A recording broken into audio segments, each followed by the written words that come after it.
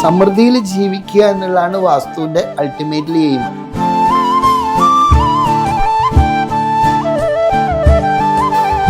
സാമ്പത്തികമായിട്ട് വരണമെങ്കിൽ കത്തിക്കേണ്ട ദീപമാണ് രത്നദീപ സ്ഥാപന. അതായത് ഒരാളെ ചങ്കൂറ്റം അല്ലെങ്കിൽ അയാളെ പറയാനുള്ളത്, അയാൾക്ക് വേണ്ടി വർക്ക് ചെയ്യാനുള്ളത്, അത് ഈ തെക്ക് പടിഞ്ഞാറ് മൂലയായിട്ട് ബന്ധം. ഓരോരോ ദിശകൾക്കും ഓരോരോ കല്ലുകളുണ്ട്. അങ്ങനെ ഒരു വീട്ടിൻ്റെ ഓരോ ദിശകളും കണക്കാക്കി അതിൻ്റെ ഒരു 9 സ്ഥലങ്ങൾ കണക്കാക്കി പൂജയൊക്കെ ചെയ്ത് ഇതിനെ അതാത് മൂലകളിൽ കുഴിച്ചിടും. അപ്പോൾ നമ്മളുടെ ഓരോ കോർണേഴ്സും നമ്മളെ ശരീരത്തിലുള്ള നമ്മളുടെ ഓരോ എനർജിയും അതാത് എനർജി അതാത് സ്ഥാനത്തുള്ളതിനെയാണ് ദേവത എന്ന് പറയുന്നത്. ഇത് മൂന്നും കൂടി കണക്റ്റഡ് ആയിട്ടാണ് നമ്മളെ ലൈഫ് തീരുമാനിക്കുന്നത്. വെറും ഒരു കെട്ടിടം എന്ന് പറഞ്ഞാൽ ഹൗസ് എന്ന് പറയുന്നതുമായിട്ടുള്ള വ്യത്യാസമുണ്ട്. കാരണം കെട്ടിടത്തിൽ പ്രാണനുണ്ടായില്ല, പക്ഷെ വീടിനൊരു പ്രാണനുണ്ടാവും. പോസിറ്റീവ് എനർജിക്ക് ഒരു ലക്ഷണമുണ്ട്. പോസിറ്റീവ് എനർജി എപ്പോഴും ക്ലോക്ക് വൈസ് ആയിട്ടാണ് പോവുക. അപ്പോൾ ഒരു പെൺകുട്ടി നല്ല തൻ്റെ അടുത്തോടു കൂടി എല്ലാ കാര്യങ്ങളും ചെയ്യുകയാണെങ്കിലോ അവക്കൊരു മാനിഷ് നേച്ചർ വരും. നമ്മളിലുള്ള ഓരോ ക്വാളിറ്റിയും എനർജൈസ് ചെയ്യാനാണ് ഇങ്ങനെയുള്ള ഓരോരോ 9 തരത്തിലുള്ള രത്നങ്ങൾ.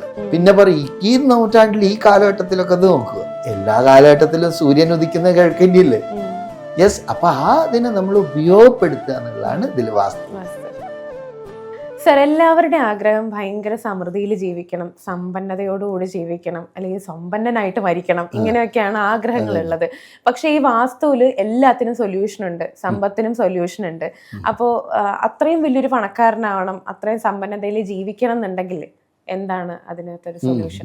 ഗുഡ്. അതായത് സമൃദ്ധിയിൽ ജീവിക്കുക എന്നുള്ളതാണ് വാസ്തുവിന്റെ അൾട്ടിമേറ്റ്ലി എയിം. ശരിക്കും ഭാഗ്യകൽപ്പം എന്നാ പറയുക. അതിൽ അൾട്ടിമേറ്റ് എന്താണെന്ന് ചോദിച്ചു കഴിഞ്ഞാൽ അതിന് പറയും രത്നദീപ സ്ഥാപന. രത്നദീപ സ്ഥാപന. ദീപം എന്ന് പറഞ്ഞാൽ എന്താ? വിളക്ക്. അതായത് എന്ന് പറഞ്ഞാൽ ഇരുടിനെ ഒഴിവാക്കണയാണ് എന്ത്? വിളക്ക്, പ്രകാശം. അപ്പോൾ നമ്മൾ ഇരുടായി കഴിഞ്ഞാൽ ഇരുടിനെ കുറ്റം പറഞ്ഞിട്ടൊന്നും കാര്യമില്ല. നമ്മൾ വർക്കൗട്ട് ചെയ്യേണ്ട ലൈറ്റില്ല. അപ്പോൾ നമ്മളൊരു വിളക്ക് കത്തിച്ചു, അപ്പോൾ എന്താ ഇരുട് അപ്പനെ സ്വയം തന്നെ പോയിക്കോളൂ. ഇതുപോലെ സാമ്പത്തികമായിട്ട് വരണമെങ്കിൽ കത്തിക്കേണ്ട ദീപമാണ് രത്നദീപ സ്ഥാപന എന്ന് പറയുന്നത്. അതായത് സിമ്പിളായിട്ട് പറയുകയാണെങ്കിൽ എത്രയേ ഉള്ളൂ, നമ്മളെ വീട് നമ്മളവിടെ ബോധമില്ലാണ്ട് ഉറങ്ങുമ്പോൾ നമ്മളെ സ്വാധീനിക്കണം. ഇതുപോലെ തന്നെ ഏറ്റവും കൂടുതൽ നമ്മൾ എവിടെയാണ് സമയം ചിലവാക്കുന്നത്? എല്ലാ സാധനങ്ങളും ഉണ്ടാക്കിയിരിക്കുന്ന 5 എലമെൻസും ഉണ്ടാകും. അപ്പോൾ ഏറ്റവും കൂടുതൽ നമ്മളവിടെ ടൈം സ്പെൻഡ് ചെയ്യുന്നത് ആ സ്ഥലത്തെ ഊർജം നമ്മളെ സ്വാധീനിക്കും. ക്ലിയർ?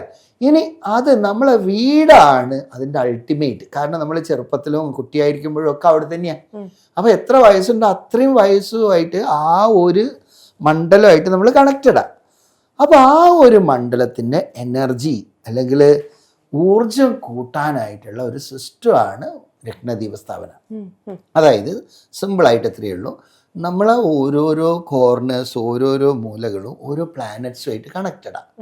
അതെന്ന് പറഞ്ഞാൽ ഈ പ്ലാനറ്റ്സുമായിട്ട് കണക്റ്റഡ് എന്ന് പറയുന്നത് ജ്യോതിഷത്തിൻ്റെ ഭാഷയാണത്. അതായത് നമ്മളിപ്പോൾ നല്ല സാമർഥ്യം ഉണ്ടാവണം, തൻ്റെ ഇടം ഉണ്ടാവണം, കരുത്തുണ്ടാവണം. അങ്ങനെയാണെങ്കിൽ നമ്മൾ ഈ പ്രിയപ്പെട്ട എന്താ കന്നിമൂല എന്ന് പറയില്ലേ, അതായത് ഒരാളെ ചങ്കൂറ്റം അല്ലെങ്കിൽ അയാളെ പറയാനുള്ളത്, അയാൾക്ക് വേണ്ടി വർക്ക് ചെയ്യാനുള്ളത്, അത് ഈ തെക്ക് പടിഞ്ഞാറ് മൂലയായിട്ട് ബന്ധമാണ്. അപ്പോൾ ജ്യോതിഷത്തിൽ അത് പറയുകയാണെങ്കിൽ വ്യാഴം അല്ലെങ്കിൽ ഗുരുവായിട്ട് ബന്ധപ്പെട്ടാണെന്ന് പറയും. അതായത് ബിഗ്ഗസ്റ്റ് പ്ലാനറ്റ് മൗണ്ട് ഡ്യൂക്ക് എന്ന് പറയും, വലിയ പ്ലാനറ്റ്. അപ്പോൾ ആ പ്ലാനറ്റിൻ്റെ സ്വാധീനമാണ് തെക്ക് പടിഞ്ഞാറ്. ഇനി അവിടെ എഫക്റ്റ് ചെയ്യുന്നതാണ് മഞ്ഞ പുഷ്യരാഗം എന്ന് പറയും. അപ്പോൾ ഇങ്ങനെ ഓരോരോ ദിശകൾക്കും ഓരോരോ കല്ലുകളുണ്ട്. അങ്ങനെ ഒരു വീട്ടിൻ്റെ ഓരോ ദിശകളും കണക്കാക്കി അതിൻ്റെ ഒരു 9 സ്ഥലങ്ങൾ കണക്കാക്കി പൂജയൊക്കെ ചെയ്ത് ഇതിനെ അതാത് മൂലകളിൽ കുഴിച്ചിടും. അതിനെയാണ് രത്നദീപ സ്ഥാപന എന്ന് പറയാം. ഒരു 2 ദിവസത്തെ പ്രോഗ്രാം ആയിട്ടാണ്. പൂജ ചെയ്തിട്ടും ആകാം, പൂജ ചെയ്യാണ്ടും ആകാം കേട്ടോ. അപ്പോൾ ഇപ്പോൾ ഹിന്ദു ഇസ്ലാമ പൂജയൊക്കെ ചെയ്ത് കൃത്യമായിട്ട് തന്നെ ആക്കും. ഇനി ഇസ്ലാമിലൊക്കെ ക്രിസ്ത്യനിലുള്ളവരും ചെയ്യുന്നുണ്ട്. അപ്പോൾ അവരെന്താ ചെയ്യുക, ഇത് ജസ്റ്റ് അവിടെ കൊണ്ടുപോയി കുഴിച്ചിടും. അപ്പോൾ അത് ബാക്കിയുള്ള പ്രോസസ്സൊക്കെ നമ്മൾ ചെയ്തു കൊടുക്കും. അങ്ങനെയാണ് ചെയ്യുക. അപ്പോൾ ഇതെന്തിനാണ് വെച്ചാൽ ഫയർ ക്യാച്ചസ് ഫയർ. അഗ്നി ഉള്ളിടത്താണ് അഗ്നി വരിക, ധനം ഉള്ളിടത്താണ് ധനം വരിക. ഓക്കെ. ഇപ്പോൾ പത്മനാഭസ്വാമി ക്ഷേത്രം ഒരുപാട് നിധികളും കുംഭങ്ങളും ഒക്കെ നിറഞ്ഞു കിടക്കുക. വീണ്ടും വീണ്ടും ആളുകൾ എന്താവും അവിടെ വീണ്ടും വീണ്ടും കൊടുക്കും. നമ്മളെ ഗുരുവായൂർ ക്ഷേത്രം എല്ലാ ദിവസവും കൃഷ്ണനും കൊണ്ടുപോയിട്ട് ഇങ്ങനെ കൊടുത്തോണ്ടിരിക്കുക അല്ലേ. അപ്പോൾ ഇതെന്തുകൊണ്ടാണ് വെച്ചാൽ അതൊക്കെ ആ വെൽത്തിനെ അട്രാക്ട് ചെയ്യുന്ന ചില സംഭവങ്ങൾ അതിലുണ്ട്. അതുകൊണ്ടാണ് ഇത് രഹസ്യമായിട്ട് തന്നെ അവിടെയൊക്കെ ചെയ്തു വെക്കും. ഇതുപോലെ നമ്മളെ വീടും ഈ ഇതൊക്കെ കളക്ട് ചെയ്യുന്നതും അട്രാക്ട് ചെയ്യുന്ന ഒരു സ്ഥലം. അപ്പോൾ നമ്മളുടെ ഓരോ കോർണേഴ്സും നമ്മളെ ശരീരത്തിലുള്ള നമ്മളുടെ ഓരോ എനർജിയാണ്. അപ്പോൾ അതാത് ഊർജത്തിനെ അത് എന്താ പറയുക എനർജൈസ് ചെയ്യും. അതിനൊന്ന് നമ്മൾ തന്നെ ഫൈവ് എലമെൻസിൻ്റെ അതിൽ 2 ഊർജം എന്നുള്ളതല്ലത്. മൂന്നാമത്തെ പറയുന്നത് അതിൻ്റെ പ്ലാനറ്റ്സിൻ്റെ സ്വാധീനം. അപ്പോൾ അതിന് പറയുമ്പോൾ പറയും ദശ, ദിശ, ദേവത. ദശ എന്ന് പറഞ്ഞു കഴിഞ്ഞാലാണ് നമ്മൾ ഇന്ന ദശയാണെന്നൊക്കെ കേട്ടിട്ടുണ്ട്, അതായത് പറഞ്ഞാൽ പ്ലാൻ ഇതായിട്ടുള്ളത്. പിന്നെ ദിശ എന്ന് പറയുന്നത് വാസ്തുവിൽ ഇന്ന ദിശയിലാകുക, അതൊക്കെയാണ്. പിന്നെ ദേവത എന്ന് പറഞ്ഞാൽ പർട്ടിക്കുലർ എനർജി, ആ സ്പോട്ടിലുള്ള പർട്ടിക്കുലർ എനർജി. ദേവത എന്ന് പറഞ്ഞാൽ ആരും വന്നിരിങ്ങനെ നിൽക്കുന്നില്ല, അതായത് ആ ഒരു ആഗ്രഹം സാധിക്കുകയാണെങ്കിൽ ആ ഒരു എനർജി വേണ്ട.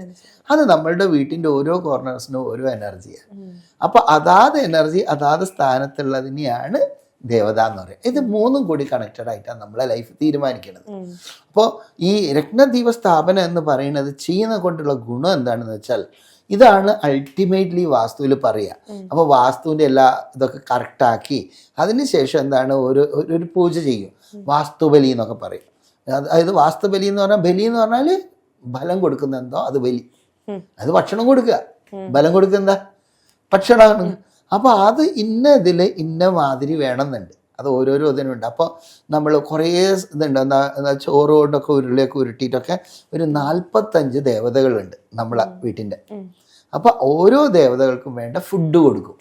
അത് യഥാർത്ഥത്തിൽ വീട്ടുകാരൻ തന്നെ ചെയ്യേണ്ടതാണ്, നമ്പൂരിമാരല്ല. കാരണം നമ്പൂരിമാർ അവരെ അസിസ്റ്റ് ചെയ്യുകയാണ് ചെയ്യുന്നത്. നമ്മളെ വീട്ടിന് ഒരു ഊർജം ഉണ്ടാക്കുകയാണ്. അതായത് കെട്ടിടവും വീടും അല്ലെങ്കിൽ നമ്മളെ എൻ്റെ സ്വന്തം വീടെന്ന് പറയില്ലേ, അതും വെറും ഒരു കെട്ടിടം എന്ന് പറഞ്ഞാൽ ഹൗസ് എന്ന് പറയുന്നതുമായിട്ടുള്ള വ്യത്യാസമുണ്ട്. കാരണം കെട്ടിടത്തിൽ പ്രാണനുണ്ടായില്ല, പക്ഷെ വീടിനൊരു പ്രാണനുണ്ടാവും. ആ പ്രാണൻ എങ്ങനെയാണെന്ന് വെച്ചാൽ ഈ വാസ്തുബലി നടത്തിയിട്ടാണ് ഉണ്ടാക്കുക. അപ്പോൾ അതിനിങ്ങനെ കുറേ ഇത് എന്താണ് വെള്ളം, പൂവ്, ജലം, സാധാരണ പറയാണ് 5 എലമെൻറ്റ്സ് ആണെന്ന് പറഞ്ഞല്ലോ. അപ്പോൾ ഈ 5 എലമെൻറ്റ്സിനെ റെപ്രസെൻ്റ് ചെയ്യുന്നതാണ് എന്ത്, ജലവും പുഷ്പവും. ഇതൊക്കെ പുഷ്പം റെപ്രസെൻ്റ് ചെയ്യുന്നതാണ് ആകാശതത്വം. എന്തുകൊണ്ടാണ് ഭഗവാന് പുഷ്പം അർപ്പിക്കുന്നത്? അത് ആകാശതത്വം, അതായത് ശൂന്യതയാണ്. കാരണം ജലത്തിന് ജലം തന്നെയാണ്. അഗ്നിതത്വമാണ് എന്ത്, നമ്മൾ വിളക്ക് കാണിക്കുന്നത്. അതുപോലെ തന്നെ എന്ന് പറഞ്ഞാൽ ധൂപം എന്ന് പറയും, ധൂപം വായുതത്വ. ഗന്ധം എന്ന് പറയും, ഗന്ധം എന്ന് പറഞ്ഞാൽ ചന്ദനം, ഇതാണ് പൃഥ്വി തത്വം. അപ്പോൾ അതിനൊക്കെ കൂടെ ഓരോന്നിനെ കൊണ്ട് ഒരു കുറേ പ്രാവശ്യം ഇങ്ങനെ എന്താ പറയുക, ഈ എനർജിക്ക്, പോസിറ്റീവ് എനർജിക്ക് ഒരു ലക്ഷണമുണ്ട്. പോസിറ്റീവ് എനർജി എപ്പോഴും ക്ലോക്ക് വൈസ് ആയിട്ടാണ് പോവുക. ക്ലിയർ? എന്തുകൊണ്ടാണ് നെഗറ്റിവിറ്റി പവറാണത്? കാരണം നെഗറ്റിവിറ്റിക്ക് ആക്ഷൻ പലതരത്തിലാകാം. ക്ലോക്ക് വൈസ് നമ്മൾ ആക്കണം, അതായത് പോസിറ്റിവിറ്റി ആക്കിയെടുക്കണം. നേരെ മറിച്ച് നെഗറ്റിവിറ്റി അപ്പിനെ സ്വയം തന്നെയാവും. കാരണം നെഗറ്റിവിറ്റി ആൻറ്റി ക്ലോക്ക് വൈസ് ആയിട്ടും സഞ്ചരിക്കും, ചിലപ്പോൾ നേരെ വന്നിട്ട് അടിച്ചു കളി ടക്ക് എന്ന് പറഞ്ഞിട്ട് ഒരു ഇതില്ലാണ്ട് സ്ട്രെയിറ്റ് ആയിട്ട് വന്നിട്ട് അറ്റാക്ക് ചെയ്താൽ. അപ്പോൾ അങ്ങനെയൊക്കെയുള്ള ഊർജ മണ്ഡലത്തിനെ നമ്മളെന്താണ് ഒരു കളമൊക്കെ വരച്ച് അതിൻ്റെ ഇതിലേക്കൊക്കെ ആക്കി ആ ഒരു ഇതിലൊക്കെ പൂജയൊക്കെ ചെയ്ത് എന്നിട്ട് അതാത് സ്ഥാനത്ത് അത് വെക്കുമ്പോഴോ അപ്പോൾ ആ വീട്ടിൽ സ്ഥിരമായിട്ട് തന്നെ ഒരു സമൃദ്ധി വരും. അത് മാത്രമല്ല, നേരത്തെ പറഞ്ഞ നേരത്തെ നമ്മളെ ഡെലിവറി എഫക്റ്റ് ഒന്നും പിന്നെ അതിലേക്ക് കയറില്ല. കാരണം എന്താ പറഞ്ഞാൽ ഒരു ഈ പോസിറ്റിവിറ്റി ആയിട്ടുള്ള ഒരു അത് വന്നു. അതായത് വെളിച്ചമുള്ളടത്തിൽ ഇരുട് വരുമോ? ഇരുടുള്ളടത്ത് നമ്മൾ വെളിച്ചാക്കാൻ പറ്റും, പക്ഷെ വെളിച്ചമുള്ളടത്തേക്ക് ഇരുടിന് വരാൻ പറ്റുമോ? അതേമാതിരി തന്നെയാണ് പോസിറ്റീവായിട്ടുള്ള സ്ഥലത്ത് ഒരിക്കലും നെഗറ്റിവിറ്റി വരില്ല. അപ്പോൾ ഇത് ചെയ്യുന്നതിനെ കൊണ്ട് ഒന്ന് സാമ്പത്തികമായിട്ട് മുന്നേറും, 2 എന്താ ആരോഗ്യപരമായിട്ട് മുന്നേറും, പിന്നെ അൺവാണ്ടഡ് ആയിട്ടുള്ള എനർജീസ് ഒന്നും അവിടെ വരില്ല, പിന്നെ ഒരുപാട് സമൃദ്ധി വരും, പിന്നെ ഒരുപാട് സന്തോഷം ഉണ്ടാകും.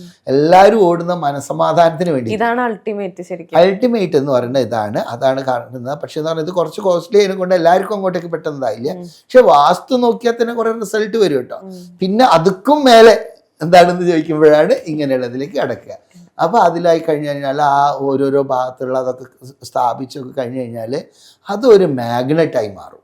ഇത് സമൃദ്ധിയും അതാണ്. അപ്പോൾ അതിന് വേറെ തന്നെ ഒരു ഓറയായി. ഇത് കുഴിച്ചിട ഒന്ന് നടുക്കാണെങ്കിൽ ബാക്കിയൊക്കെ വീട്ടിൻ്റെ ചുറ്റുഭാഗമായിട്ട്. അപ്പോൾ ആ സ്ഥലം ഒട്ടാകെ ഒരു പ്രത്യേക ഒരു ഓറയാവും. അപ്പൊ അത് എല്ലാത്തിനും എന്താവും ഇങ്ങനെ അട്രാക്ട് ചെയ്യാൻ തുടങ്ങും. അത് സ്വാഭാവികമായിട്ട് തന്നെ അവിടെ സമൃദ്ധി ഉണ്ടാവും. ഈ നടുക്ക് വെക്കുന്ന ഒരു കല്ലിനെ അപ്പൊ ബാക്കിയുള്ളതിനെയും കൂടി അട്രാക്ട് ചെയ്യണം. അതായത് പറഞ്ഞുതരാം. അപ്പൊ നമുക്ക് സൂര്യൻ, ബാക്കിയുള്ള ഗ്രഹങ്ങളോ, സൂര്യൻ എവിടെയുള്ളത്? നടുക്ക്, സെൻട്രൽ അല്ലേ? അതേപോലെ തന്നെ അതിനെ റിപ്രസെന്റ് ചെയ്യുന്നതാണ് റൂബി. അപ്പൊ അതിന്റെ പവർ അവിടെ വരും. അപ്പൊ അതാണ് എല്ലാത്തിനെയും അട്രാക്ട് ചെയ്ത് വെക്കുന്നത്. അതുപോലെ ഓരോ കോർണേഴ്സിനും ഓരോരോ ഇതുണ്ട്. ഉദാഹരണമായിട്ട് അഗ്നികോണം എന്ന് പറയുന്നതാണ് സാമ്പത്തികമായിട്ടോ നമ്മളെ ആക്ഷൻ പവർ കൂട്ടുക. അപ്പൊ അവിടെ പറയാന്ന് പറഞ്ഞാൽ മാസ് എന്ന് പറയാം. മാസ് എന്ന് പറഞ്ഞാൽ ചുവ കേട്ടില്ല? Man from Mars, women from Venus. എന്താണ് സംഭവം?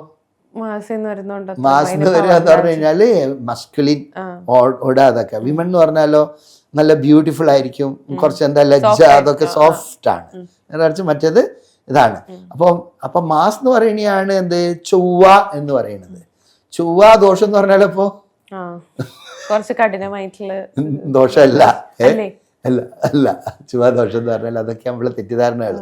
ചൊവ്വ ദോഷം എന്ന് പറഞ്ഞാല് അതായത് ശരിക്കും ചൊവ്വ എന്ന് പറഞ്ഞാല് നേരത്തെ പറഞ്ഞ എനർജി കൂടുതലാണ്, മസ്കുലിന. അപ്പൊ ഒരു പെൺകുട്ടി നല്ല തൻ്റെ അടുത്തോടു കൂടി എല്ലാ കാര്യങ്ങളും ചെയ്യുകയാണെങ്കിലോ അവക്കൊരു മാനിഷ് നേച്ചർ വരും. മനസ്സിലായില്ലേ? പക്ഷെ പണ്ടത്തെ ഇതില് നമ്മളെ നാട്ടില് പെൺകുട്ടികൾ എന്ന് പറഞ്ഞാല് എന്താ, വാതിലിന്റെ പിറകിൽ നിന്നേ പിന്നെ ഇങ്ങനെ എന്നൊക്കെ പറഞ്ഞിട്ടുള്ള ഇതിലുള്ള കാലഘട്ടമാണ്. അപ്പൊ അതിൽ നിന്ന് മാറി ഒരു പെൺകുട്ടി തൻ്റെ അടുത്തോടു കൂടി ചെയ്യുന്നു എന്ന് പറഞ്ഞു കഴിഞ്ഞാൽ പണ്ടത്തെ സമൂഹത്തിൽ അത്ര നല്ലതായിട്ടില്ല കണ്ടത്.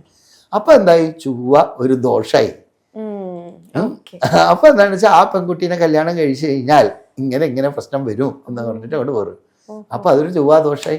യഥാർത്ഥത്തിൽ ചൊവ്വാദോഷമൊന്നുമല്ല, അതൊരു ക്വാളിറ്റിയാണ്. അതായത് she know how to handle independent ആയിട്ട്. അതാണ്. അപ്പോൾ പക്ഷെ നമ്മളിതിൽ പണ്ട് ഒരു എന്താ ഡിപ്പെൻഡഡ് ആയിട്ടാണ് സ്ത്രീനെ കാണുന്നത്. അതുകൊണ്ട് അങ്ങനെ ഒരു ദോഷമായിട്ട് കൽപ്പിക്കണം, അത്രയേ ഉള്ളൂ. യഥാർത്ഥത്തിൽ ഞാൻ പറയാം അതൊരു നല്ല ക്വാളിറ്റിയാണ്. കാരണം അവർക്കറിയാം അവരുടെ കാര്യം നോക്കാൻ. അങ്ങനെയുള്ളതാകുമ്പോൾ എന്താണെന്ന് വെച്ചാൽ സ്വന്തമായിട്ട് തന്നെ അവരുടെ ചരിത്രം അവർക്ക് തന്നെ എഴുതാൻ പറ്റും. ഓക്കെ, ഞാൻ സബ്ജക്റ്റ് ഒന്നും മാറിയല്ല. അപ്പോൾ ഇതെന്താണെന്ന് വെച്ചാൽ അതുപോലെ നമ്മളിലുള്ള ഓരോ ക്വാളിറ്റീനും എനർജൈസ് ചെയ്യാനാണ് ഇങ്ങനെയുള്ള ഓരോരോ 9 തരത്തിലുള്ള രത്നങ്ങൾ. അത് ഓരോരോ സ്ഥലത്തും കുഴിച്ചിടും. പൂജ ചെയ്ത് കുഴിച്ചിട്ട് കഴിഞ്ഞാൽ അവിടെ സ്വാഭാവികമായിട്ട് തന്നെ അവിടെ സമൃദ്ധി വരും. തീർച്ചയായിട്ടും ഇത് ഒരു നമ്മൾ കേരളത്തിൽ ഇത് രഹസ്യമായിട്ട് വെച്ചാ ഞാനാണ് ഇപ്പൊ പരസ്യമായിട്ടൊക്കെ പറയുന്നത്. എന്താ കാരണം എന്ന് പറഞ്ഞു കഴിഞ്ഞാല് ഇങ്ങനെയൊക്കെ സംഭവം ഉണ്ട്. നമ്മളോട് വെറും ചുറ്റളവ് നോക്കലും മാത്രമല്ല വാസ്തു, ഒന്ന് ജനങ്ങളെ അറിയണ്ടേ. ഇങ്ങനെ പണം ഉണ്ടാക്കുന്നു എന്ന് പറയുമ്പോഴേക്കും നമുക്ക് പണം ഉണ്ടാക്കി ബാക്കിയുള്ളവർ അത് ഉണ്ടാക്കരുതെന്ന് വിചാരിച്ചിട്ട് ആളുകൾ പറയാതിരിക്കും. അങ്ങനെയുണ്ട് കേട്ടോ. അതാണ് ഈ വാസ്തുവിന്റെ വേറൊരു രസം. ഇപ്പോ വേറെ എന്തെങ്കിലും ആണെന്ന് വെച്ചാല് നമുക്ക് നല്ലതാണെന്ന് വെച്ചാൽ നല്ല സിനിമ ഉണ്ട്, എടാ നല്ല സിനിമ കേട്ടോ പോയി കണ്ടോ എന്ന് പറയും അല്ലേ. നേരെ കുറച്ച് വാസ്തു നോക്കിയാലോ നമുക്ക് നല്ലത് സംഭവിക്കുന്നു, പിന്നെ ബാക്കിയുള്ളവർ ആണ്ട. അപ്പൊ എന്താണെന്ന് വെച്ചാൽ മിണ്ടാണ്ട് അവിടെ ഇരിക്കും, ആരോടും പറയണ്ട. കാരണം അവരും കൂടി നന്നായി പോവില്ല. അപ്പൊ ഈ വാസ്തുവിനെ എല്ലാവരും ഒരു രഹസ്യമായിട്ടാണ് വെക്കുന്നത്. അപ്പൊ എന്താണെന്ന് വെച്ചാല് ആളറിഞ്ഞാൽ എന്തോതാണോ. പിന്നെ പറയും ഈ നൂറ്റാണ്ടിൽ ഈ കാലഘട്ടത്തിലൊക്കെ അത് നോക്കുക, എല്ലാ കാലഘട്ടത്തിലും സൂര്യൻ ഉദിക്കുന്ന കിഴക്കന്യല്ലേ. യെസ്. അപ്പൊ അതിനെ നമ്മൾ ഉപയോഗപ്പെടുത്തുക എന്നുള്ളതാണ് ഇതിൽ വാസ്തു. ഏതായാലും വാസ്തുശാസ്ത്രം ഉപയോഗിക്കുക, സമൃദ്ധി. Thank you.